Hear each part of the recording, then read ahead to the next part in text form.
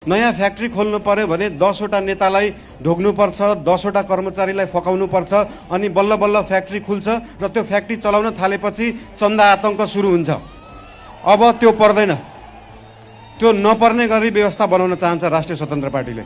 नमस्ते, सन्चै हुनुहुन्छ? चिया खानुभयो त?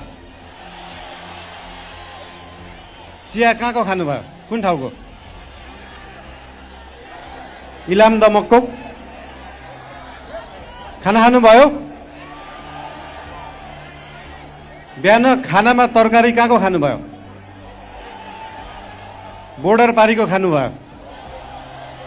तेह्रथुम 5 थरमा उत्पादन भएको तरकारी खानु पाउनु भएको छैन तपाईँहरूले।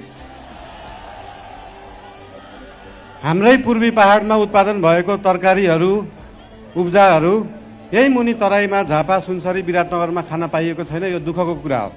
यो दुःखको समाधान गर्नुपर्छ र त्यो दुःखको समाधान गर्ने पार्टी बन्न चाहन्छ राष्ट्रिय स्वतन्त्र पार्टी।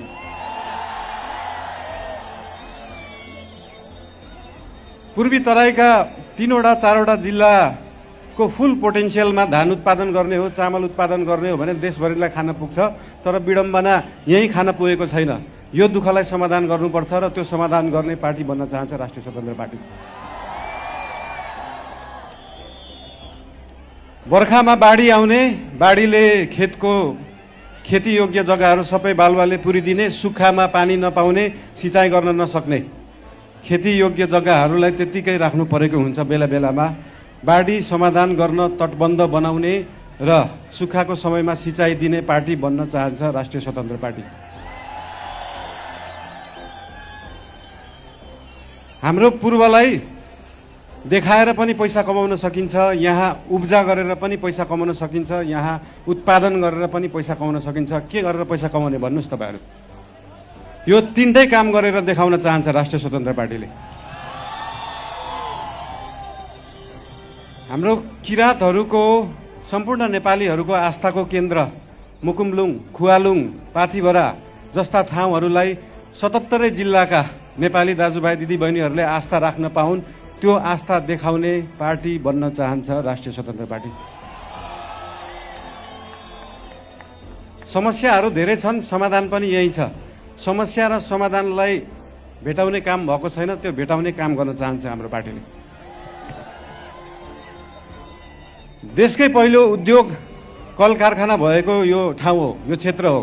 यहाँनिर खाने तेलदेखि मरमसलाका फ्याक्ट्रीहरू छन्, इन्डस्ट्रिजहरू छन्। तर जुन बेलामा त्यो फ्याक्ट्रीहरू खुले, त्यो इन्डस्ट्रीहरू खुले, त्यसपछि नयाँ खुलेका छैनन्। नयाँ फ्याक्ट्री खोल्नु पर्यो भने 10 वटा नेतालाई ढोग्नुपर्छ, 10 वटा कर्मचारीलाई फकाउनुपर्छ, अनि बल्ल बल्ल फ्याक्ट्री खुल्छ र त्यो फ्याक्ट्री चलाउन थालेपछि चन्दा आतंक सुरु हुन्छ। अब त्यो पर्दैन, त्यो नपर्ने गरी व्यवस्था बनाउन चाहन्छ राष्ट्रिय स्वतन्त्र पार्टीले।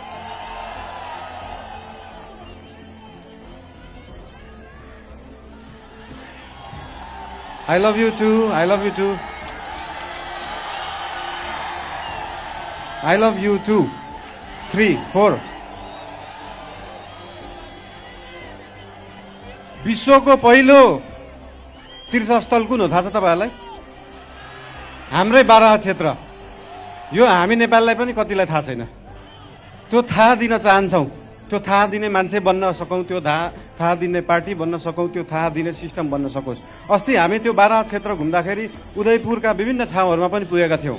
उदयपुरको त्यो कोस्टल एरिया हेर्दाखेरि इन्डोनेसियाको बाली, मालदिभ जस्तो विकास गर्न सकिन्छ कि जस्तो लाग्यो। त्यस्तो विकास गर्ने पार्टी बन्न चाहन्छ राष्ट्रिय स्वतन्त्र पार्टी। यता पिउने पानीको पनि धेरै समस्या छ। धरानमा पिउने पानीको डिपिआर पहिल्यै भएको थियो, त्यो डिपिआर भयो। त्यो खानेपानीको व्यवस्थापन कोसीबाट मेकानिकल लिफ्टिङ गरेर धरानमा पानी ल्याउनलाई लगभग 5-6 अर्ब लाग्छ। तर सायद यहाँका जनप्रतिनिधि त्यो सरकारमा पुगेन होला, त्यहाँको पार्टी पुगेन होला। कुन पार्टी पुग्छ अब त्यो सरकारमा? यो भेगलाई त्यो पिउने पानी खुवाउने पार्टी बन्न चाहन्छ राष्ट्रिय स्वतन्त्र पार्टी। तपाईँलाई थाहा छ नेपालको 60-70% फुटबल प्लेयर कहाँबाट निस्किन्छ? यही पूर्व क्षेत्रबाट निस्किन्छ। तर फुटबल प्लेयरहरूलाई उत्पादन गर्नलाई, त्यो ग्रासरुटको फुटबललाई विकास गर्नलाई, त्यो खेल मैदान विकास गर्नलाई अहिलेसम्म सकिएको छैन। एउटा स्टेडियम बनाउन सकिएको छैन। ग्रासरुट लेभलको ट्रेनिङ सेन्टरहरू बनाउन सकिएको छैन। त्यो ट्रेनिङ सेन्टर बनाएर त्यो फुटबल विकास गर्नलाई आज गरेको हाम्रो इन्भेस्टमेन्ट 10 वर्ष पछाडि देखिन्छ। एउटा फुटबल प्लेयर राम्रो बन्नलाई कम्तीमा पनि 10,000 घन्टा प्र्याक्टिस गरेको हुनुपर्छ। त्यो प्र्याक्टिस गराएर राम्रो फुटबल प्लेयर उत्पादन गर्ने स्वभाव बोक्ने पार्टी बन्न चाहन्छ राष्ट्रिय स्वतन्त्र पार्टी।